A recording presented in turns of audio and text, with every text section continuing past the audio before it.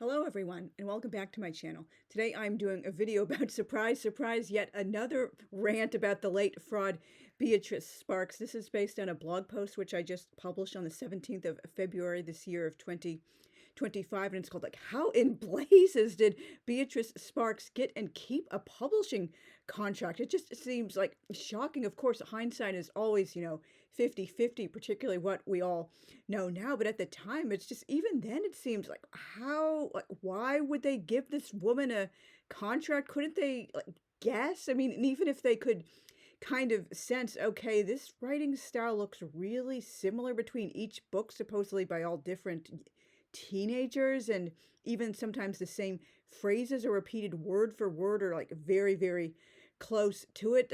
But why aren't you raising the alarm bells, asking her more serious questions? She just got away with this. That's one of the things that makes me so angry about it. It's just people could have stepped in at Avon Books, and Prentice Hall, I believe, was what published her first few books, and said, this isn't adding up. We're not taking your word for it, Beatrice. Can you please give us some concrete evidence? You're a psychologist. Who actually are these teenagers? What is your resume? Why are these books sounding so similar? Why are you just claiming, oh, I was just basing it on notes from interviews with Nancy's folks and her kids, her friends and her boyfriend. Sorry if you misunderstood and thought it was entirely her own diary. Just make her give a damn straight answer already. Just so many things in hindsight. But anyway, so it does seem absolutely astounding. Beatrice Sparks was able to fool so many people, readers, book reviewers, the people at Avon Books, her editors and stuff like that, about her true authorship of all those pretended real diaries of troubled teens for decades. There were so many clues out there, even before the full truth of her shady background was definitively unearthed in Rick Emerson's expose, Unmask Alice. And even years before I read this book, I had already been hearing, not rumors so much, but just Snopes and other book reviewers, I guess, magazine articles, just, things here and there that was saying she lied about all these other things. So basically many people did already know about that. If they were had read these books, this was a topic of interest to them. But just, and I didn't even know the full extent of how much she was a liar and an unethical, shady, fraud con artist before I read that book. Yet when they came out, most of her books were highly praised. So that's just shocking to me. What in the world happened to secure her a publishing contract with Avon in her old age? She was born in 1917, and she pitched them. It happened to Nancy in 1993. So you do the math. She was pushing 80 by that time. Well, luck was on her side when Go Ask Alice in 1971 came through the slush pile. She had big-time support from Ark Linkletter. I spoke about that in detail in the several previous videos about the review and takedown of Go Ask Alice plus Rick Emerson's wonderful book Unmask Alice. And many people shared those same fears about their teenagers getting into drugs. And not just any teens getting into drugs, as Mr. Emerson points out. This is sadly true about many other things, people oh no, this is happening to our kids. It was white and delightsome, as the Mormons would say, bourgeois, suburban, waspy kids, not just, those icky kids living in the big cities. They're just, I'm not saying this to be racist or anything. Those were actually their own racist fears. They truly cared less when they heard stories about drugs. Oh, these kids are they're black or they're Hispanic or they're, poor white kids, whatever. That doesn't impact us. That's not our kids. But oh no, a beautiful 18-year-old rich white suburban kid named Linda Fitzpatrick. Oh, that's so much different than you're Juanita Gomez doing drugs, or Deshaun Washington. But those people aren't relevant to us. But our nice white waspy kids in suburbia who are bourgeois and rich, now we gotta really step up and start paying attention. She really tapped into this. It was the right book at the right time and remains a bestseller even after the truth has come out. You know, some people are just drawn by its reputation. Oh, everyone banned this book back in the day. I know it's about drugs and she died, like passing it around like a rite of passage. And to his credit, Ark Linkletter later changed his tack. I believe it was only within a few years he realized I was totally wrong, but you know, I have to do this more quietly to save face. Or I was saying I changed my mind, but people just weren't reporting it because the salacious scandal was like sold more papers. He promoted medical treatment and decriminalization of soft drugs, and his like ringing endorsement, like, you know, quotes and stuff on the front of the book cover of Go Ask Allison in the front matter, they disappeared and they have never returned ever since. So, you know, at least he had the guts to say, like, I was wrong, I was misled, I didn't have all the right information, I was acting on my like emotions, my heart, not like thinking with my mind after the tragic loss of my dear daughter Diane, and now I'm saying something different. But like Dr. Fraud was all like, drugs, bad, premarital sex, everything that's not Molly Mormon Temple worthy is bad for her entire 95-year life. Boy. While Voices rightly bombed, I have not yet read that book. Jay's journal restored her reputation. This book, too, was the right thing at the right time, tapping into the nascent satanic panic, and like, according to Mr. Emerson, that even launched the satanic panic, although like other sources say there were, you know, reports and like scaremongering news stories and such like that throughout the 1970s, but it really only like became big, like struck, and like now everyone was thinking about this overnight in the very late 70s, early 80s. Surprise, surprise, coincidentally, right around the time of the publication of Jay's journal.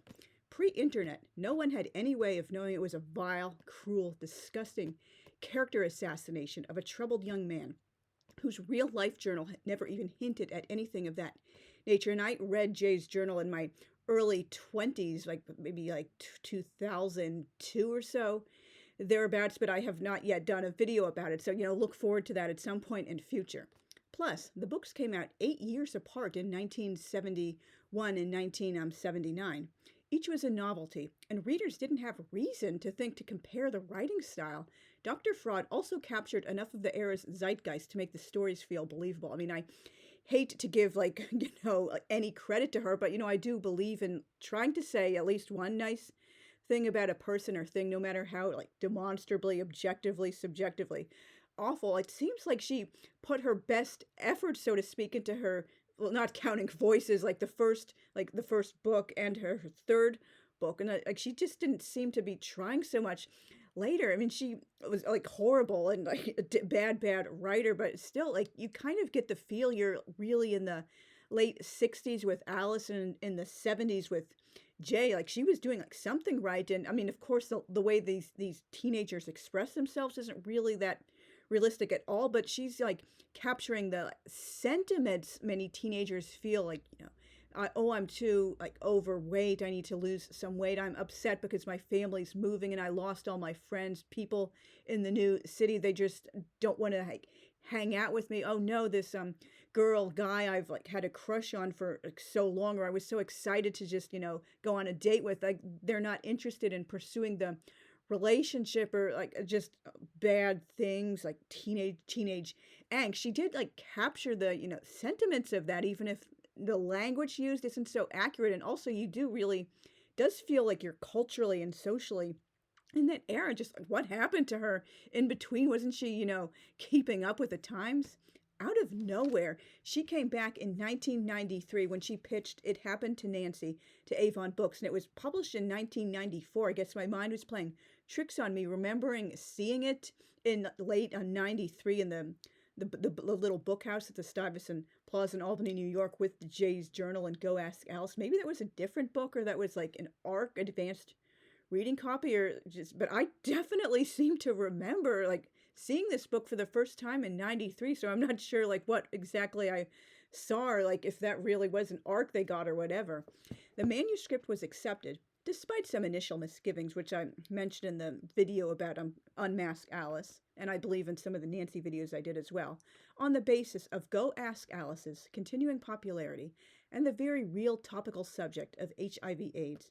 A diagnosis was a death sentence with miraculous lifespan extending drugs still many years often. As someone who was a child at the height of the AIDS crisis, I was born in late 79. It still doesn't really seem real to me, even though I know we do really have these drugs and people are now living decades post-diagnosis. It just doesn't seem, it seems kind of surreal, almost like you can, God forbid, get HIV and you're not going to be automatically dead within 5-10 years, as long as you get on the drugs and time the right kind of drugs and use them religiously. People can even live into old age now with HIV, and there are miraculously some, mostly men, but I believe a few women too, who were diagnosed back in the 80s, and they're still with us now. So that's just like a medical miracle of our times. But that unfortunately was not reality at all. It was like the stuff of fantasy science fiction when it happened to Nancy came out. So very, very topical for that era.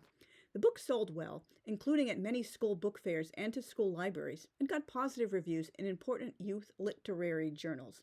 I was really excited to read it, since I kept a journal too, I still do, and it came from the more mature side of the teen book section. But again, I was 13, 14 at the time. That's quite different than a 17, 18-year-old who was more interested in mature YA, and that's kind of unusual for me too, because I always read 4 or 5 grade levels up. I pretty much graduated almost full time to adult novels when I was 14 years old. But again, this was, I thought this was a real book, so that was, I guess, a little bit different. They were gearing it more towards younger teenagers than older teens, and YA wasn't really what it has become now, back when I was coming up as a teenager. But I'll get to that a little bit more later on.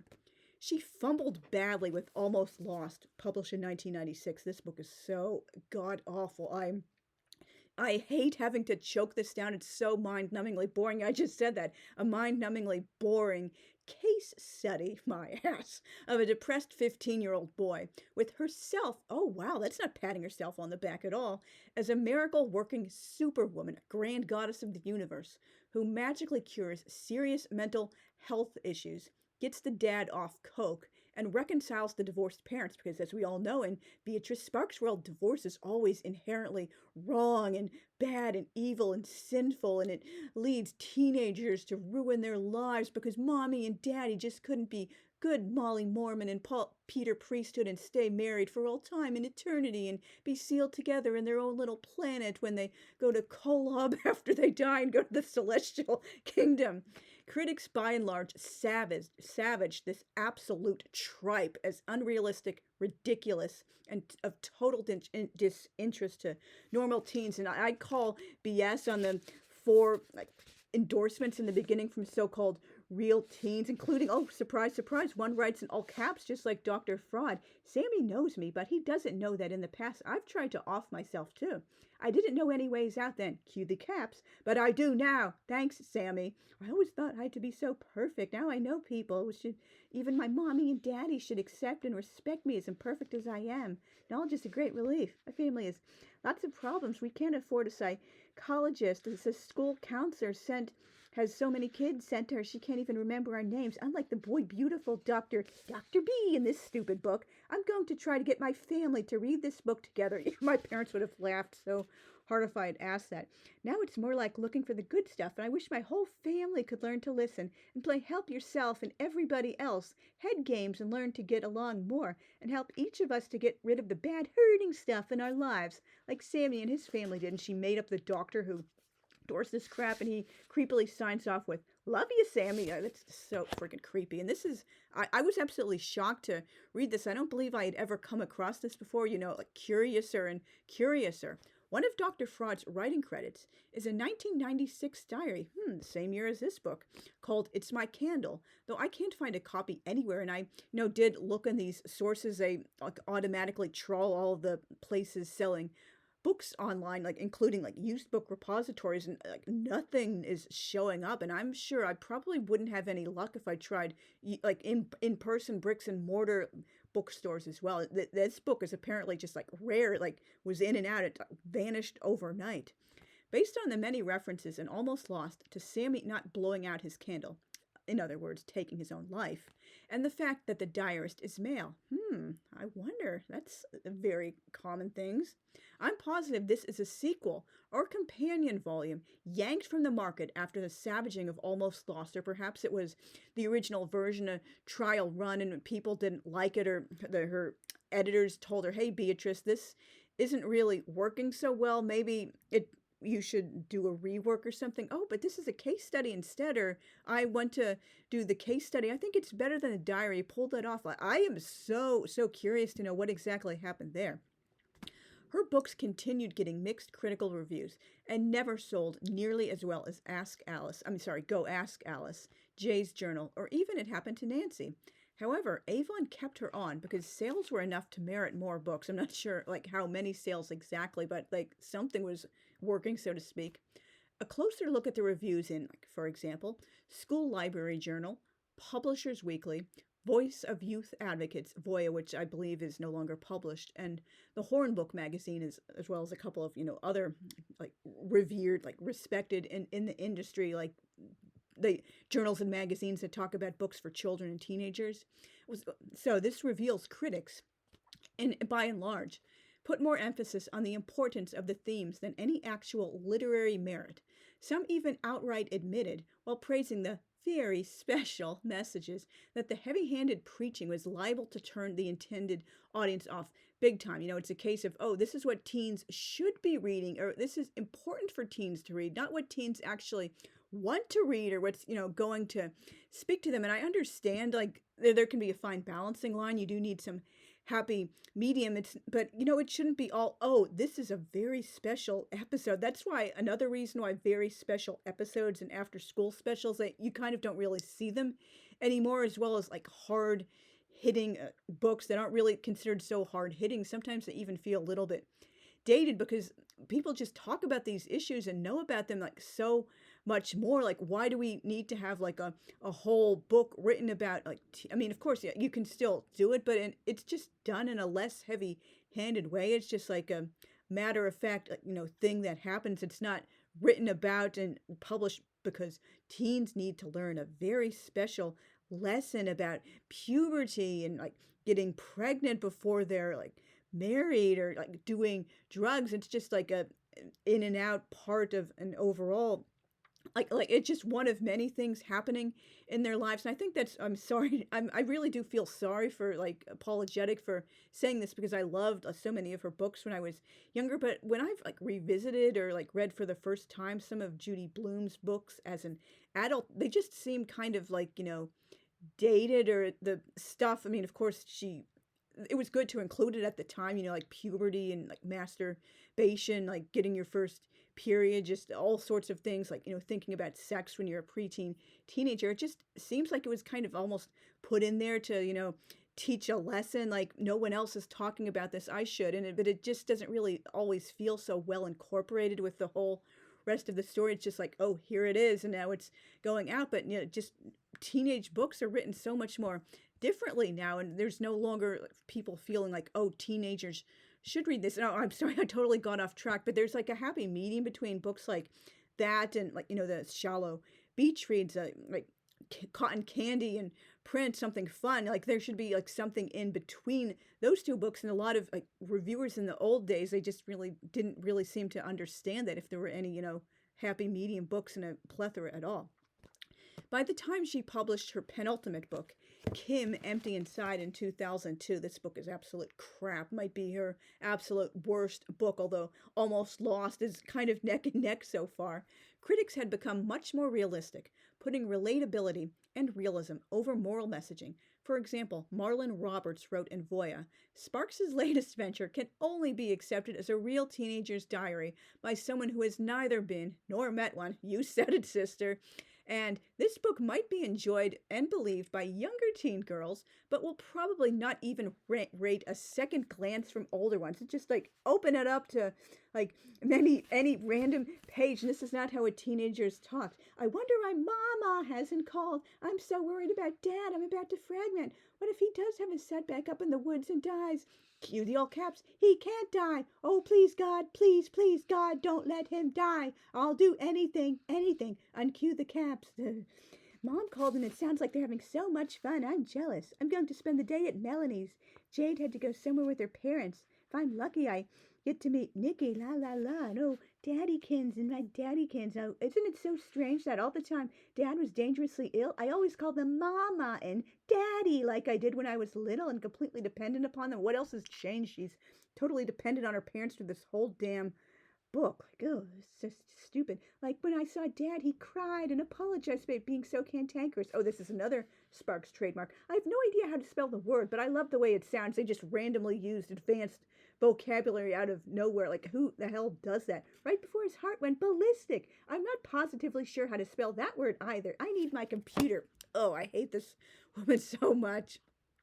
Writing in Cliat, I believe that is also a now discontinued literary journal. In 2005, about Finding Katie, Dr. Fraud's final book, which Mr. Emerson reveals is like quite, autobiographical, even down to the girl on the cover. She has green eyes just like Dr. Fraud. So Jessica Swain was even more brutal.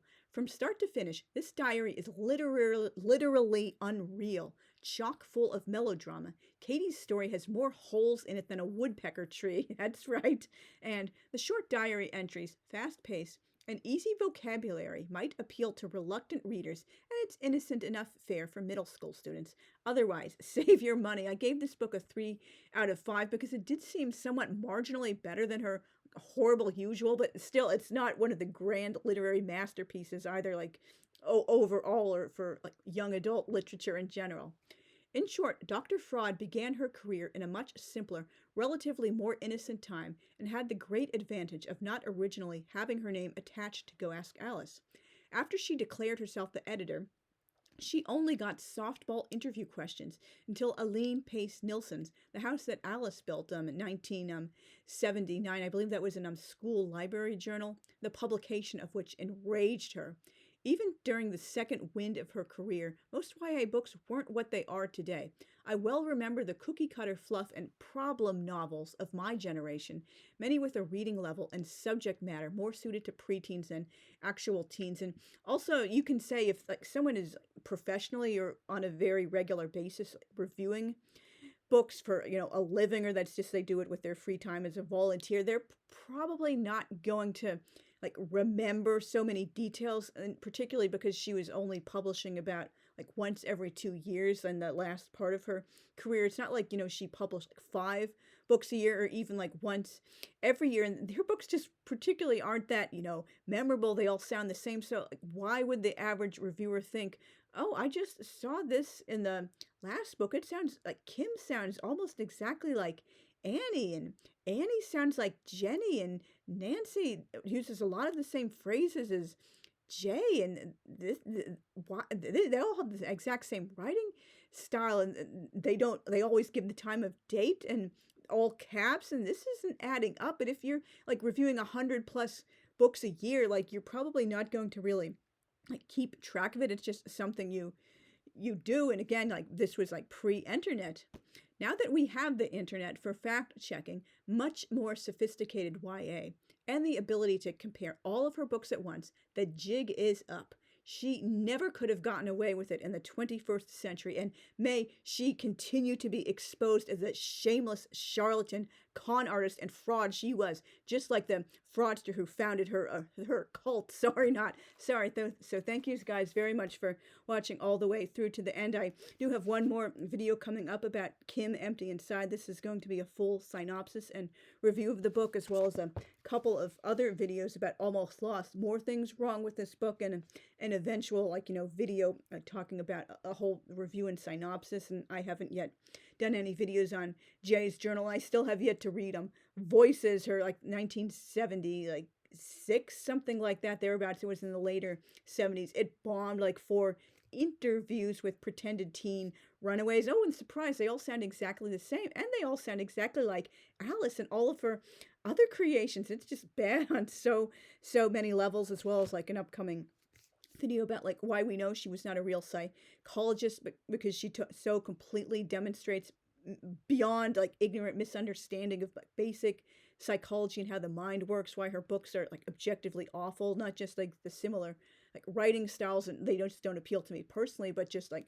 she was a bad like writer technically speaking, and like a whole bunch more of videos about this woman to add to my playlist, like why all about what's it called? Oh yeah, Beatrice Sparks was a vile fraud. That's the name of it. So thank you guys very much for watching. I will see you soon. Bye.